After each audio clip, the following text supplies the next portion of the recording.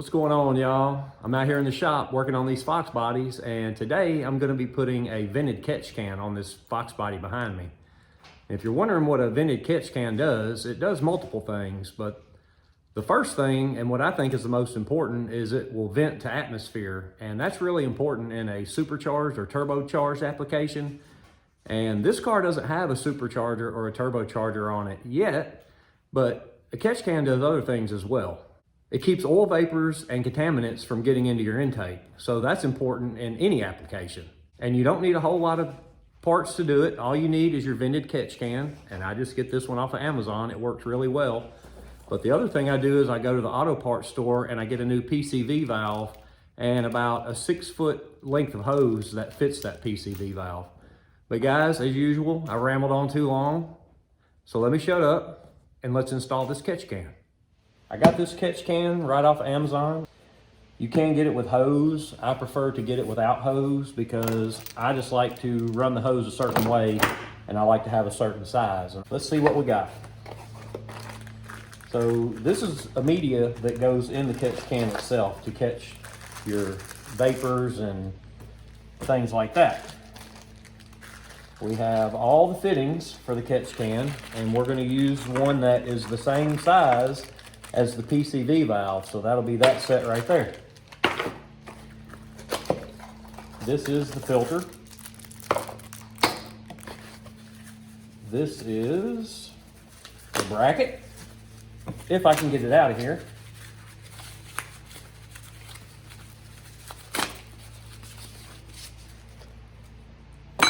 And then we have the catch can itself.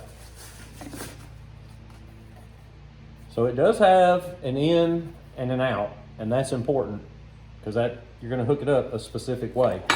And right here I have a simple diagram. So what you're going to do is at your PCV valve, you're going to run to the inlet, and then from the outlet, you're just going to run to a vacuum source on the intake. So it's not that hard to do.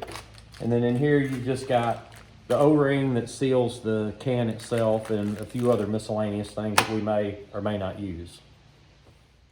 I've lied to y'all already. You're gonna need one other fitting out of your kit, and it's the fitting that's the same size as your filter. So let me show you how I like to set up this catch can. So we're gonna pull the plug out of the top. Then we're gonna put our fitting in. And I'm gonna go ahead and tighten it down. You can put a little Vaseline on your O-ring. I've already done all that. So now that's tight, filter goes on. And I just usually run a zip tie around it, so I won't need that hose clamp.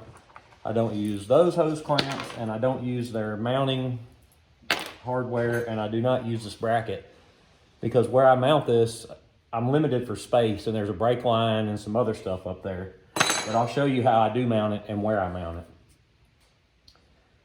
The other thing that I like to do, because of the way I mount this, is I take this bracket off the back. And I may or may not be able to do this without dropping 100 things, so let's see where we get with this.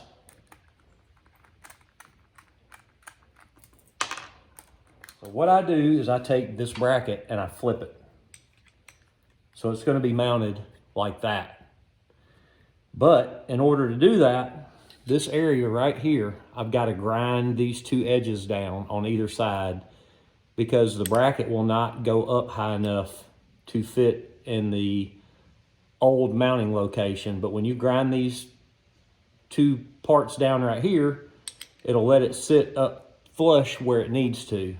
The other thing I'm going to go ahead and do is put the fittings in the inlet and the outlet ports and tighten them down because I like to have everything ready to go when I'm looking for a spot to mount this. And I have a spot that I do like, but it's kind of tight over there.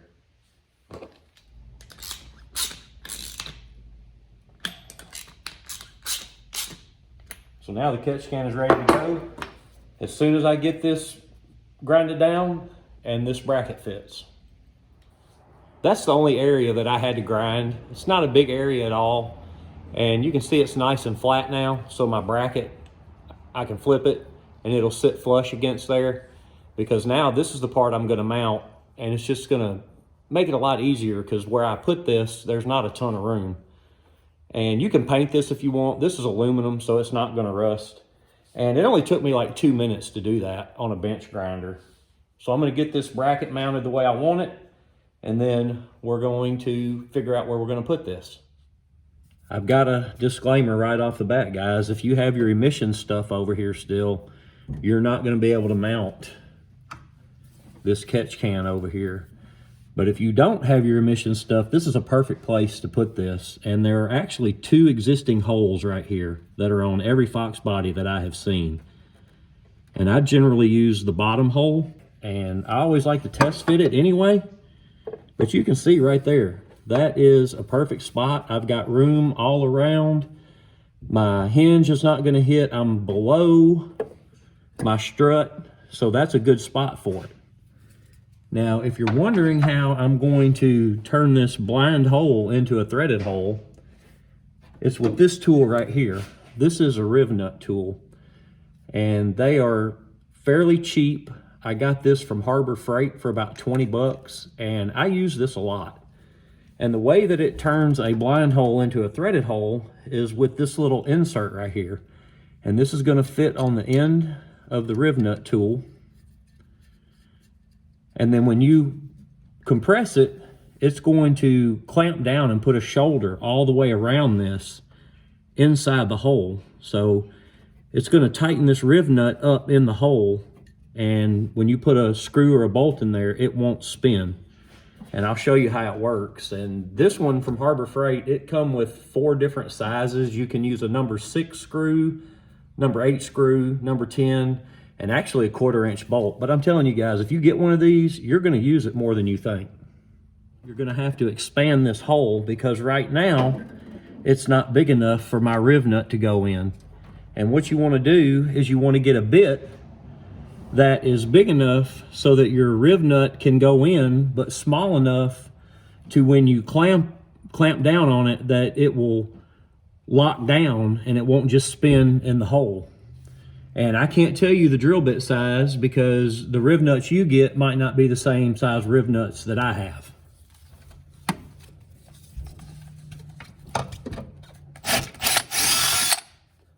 And you can see there's not much to it. Now, I always start small, so that may not go in there.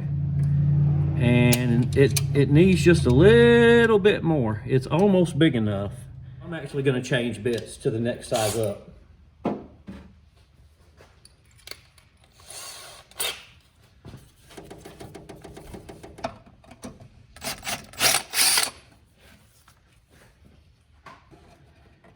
Oh yeah, it goes in now, nice. I've got my riv nut and we're just gonna screw it onto the tool until it sits flush. And then we're gonna clamp it down and have us a threaded hole. Now you have to unscrew the tool out of here. You can't just pull it out. But now you can see we have a solid mounting area here. And this is the screw that's going to mount it. Mount the, and you can see I can't pull that out. To be able to mark the top hole, you can see I've taken the filter and the fitting out and I have it mounted. And then I've just got a punch here and we're gonna mark our hole.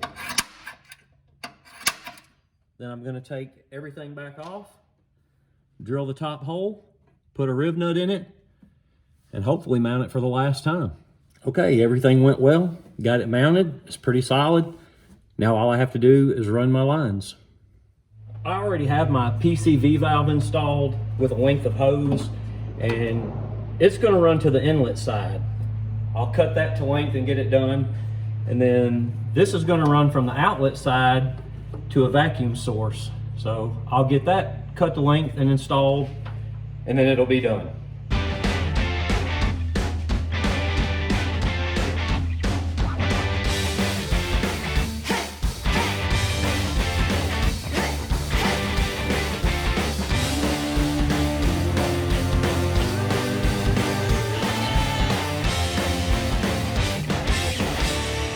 All right, guys, I'm gonna go ahead and wrap this one up, and you can see that the install was not terribly difficult.